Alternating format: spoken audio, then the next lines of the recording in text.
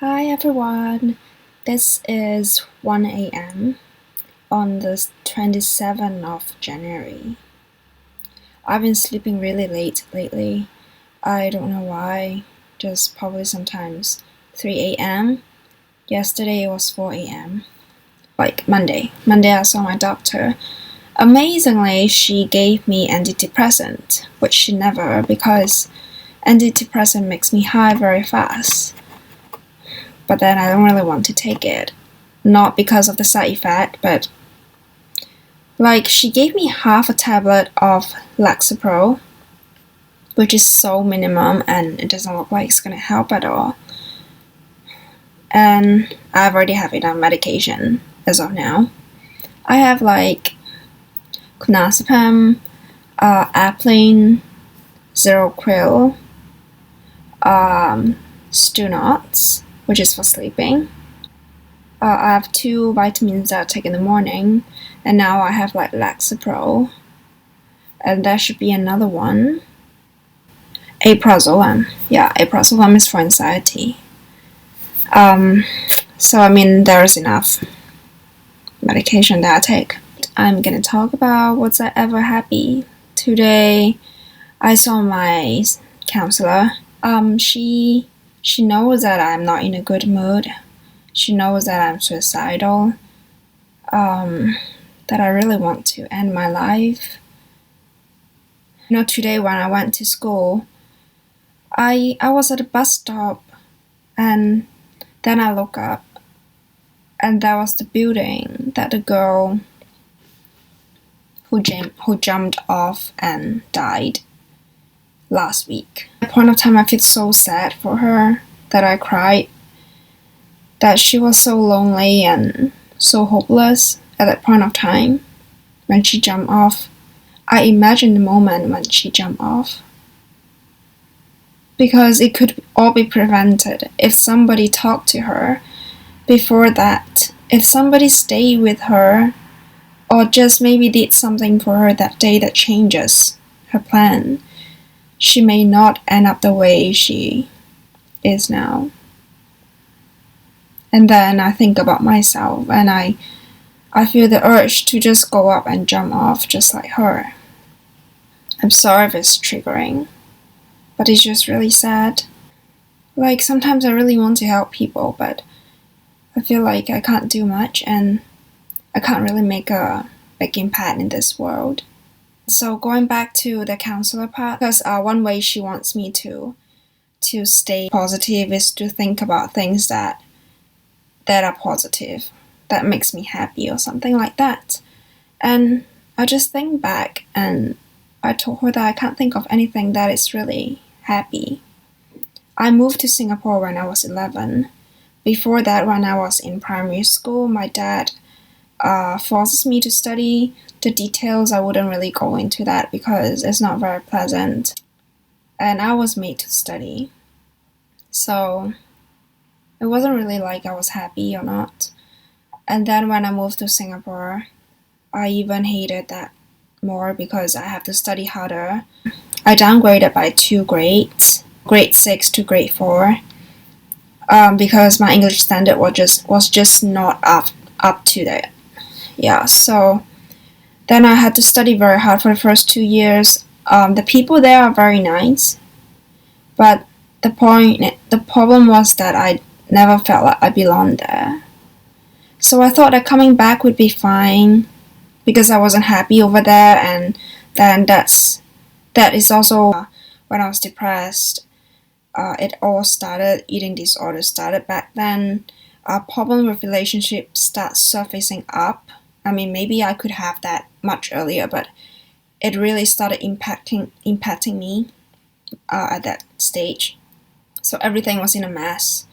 And what I thought was that coming back to Hong Kong is going to make everything better. And when I came back, it was so hard. I just couldn't fit in because my first language became English and everybody in Hong Kong speak Cantonese. I don't fit into the local school. I tried to find international school, but international school, they have such limited spaces that it's so hard to get in. in the end I end up in a private school, but everybody's just speak Cantonese. And now when I'm in university, I still feel like I don't fit in with people, and when I work in a group, it feels different and nobody understands me and all that.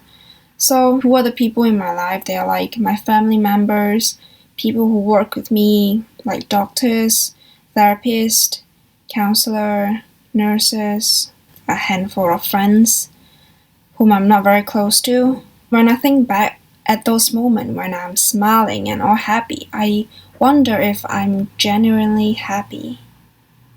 Do you ever get that thought? And you wonder if you're really happy or you're just acting to be happy, or like pretending becomes something so natural to you that you don't even notice it. For me, sometimes I don't notice it. Like in front of my family, I don't act like I'm really sad or depressed. And even the times when I'm aware that I'm smiling and happy, I'll be thinking back afterwards that if I'm really happy, and there's always this loneliness and emptiness inside me, so I could never tell whether I was really happy or I was just pretending. So that question was really hard. She asked me to think about positive things, and when I try to recall them, they seem so far away and so unreal. Far away, it's for things like, if I think about people caring about me, it feels far away because it had happened, and it's not like I can relive those moments. And she also asked me if I ever feel like if there's anything that's important, or if I feel important. And I said that I don't feel like I'm an important person. And she said that it's really sad because everybody as a child thinks that he or she is a very important person. But then when an adult starts feeling otherwise, then there must be the experiences in between that makes them feel otherwise, that changes their thoughts. I was asking her, what if it's predestined that some people are just gonna leave your life earlier? Like, take for example, me. What if it is predetermined that I'm gonna leave her before my natural death? So what is she gonna do about it? Whatever she do, it's gonna be predestined. And she just doesn't really agree with the idea, and she says she will just try her best to do whatever she can. So anyway, she said that if school is causing me stress, she can help me to talk to the department, to see what we can do about it. I don't really know what I can do about it.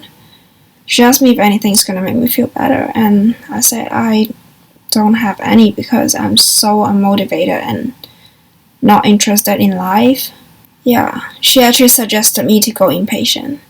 But what can they do in inpatient? It's not like they give me a magic pill and I'll feel better.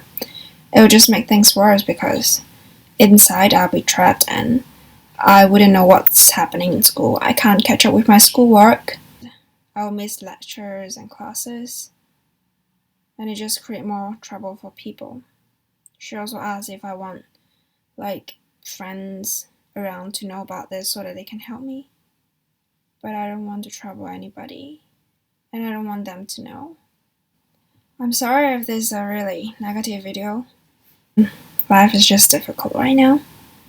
I'm sorry, I promised to do the giveaway. I am preparing for it and still thinking about it. So please be patient. Hopefully, I don't do anything silly and end up in the hospital. That's the end of the video. Thank you for watching. Bye!